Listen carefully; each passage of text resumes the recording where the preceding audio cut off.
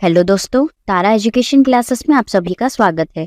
आज के इस वीडियो में हम पंडित जवाहरलाल नेहरू जी के बारे में 25 वाक्य का निबंध पढ़ेंगे। तो चलिए शुरू करते हैं। जवाहरलाल नेहरू जी भारत के पहले प्रधानमंत्री थे। वे भारतीय राष्ट्रीय कांग्रेस के प्रमुख नेताओं में से एक थे। इनका जन्म 14 नवंबर 1889 को इलाहाबाद में हुआ था। इनका जन्म एक कश्मीरी पंडित परिवार में हुआ था। इनके पिता का नाम मोतीलाल नेहरू था और माता का नाम स्वरूप रानी थस्सू था। इनके पिता मोतीलाल नेहरू शाश्वत कौल ब्राह्मण परिवार से थे और वे पेशे से एक वकील थे। इनकी माता स्वरूप रानी थस्सू लाहौर में बसे हुए एक सुपरिचित कश्मीरी ब्राह्मण परिवार से थी। जवाहरलाल नेहरू की पत्नी का नाम कमला नेहरू था। जवाहरलाल नेहरू ने 14 साल की उम्र तक अपनी शुरुआती पढ़ाई पूरी कर ली थी और 15 साल की उम्र में वह इंग्लैंड के हैरो स्कूल पहुंच गए।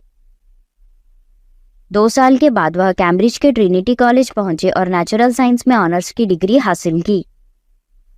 इसके बाद लंदन के इनर टेम्पल में उन्होंने बैरिस्टर की पढ़ाई पूरी की। जवाहरलाल नेहरू ने अंग्रेजों के खिलाफ भारत के स्वतंत्रता आंदोलन में अपना योगदान दिया। 15 अगस्त 1947 को जब भारत आज़ाद हुआ तब लॉर्ड माउंटबेटन ने जवाहरलाल नेहरू को भारत के पहले प्रधानमंत्री की शपथ दिलाई।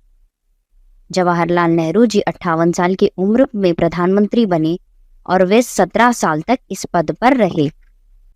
सन 1928 में लखनऊ के साइमन कमीशन के विरोध में नेहरू जी घायल हुए थे और सन 1930 में नमक आंदोलन में इन्हें गिरफ्तार किया गया था।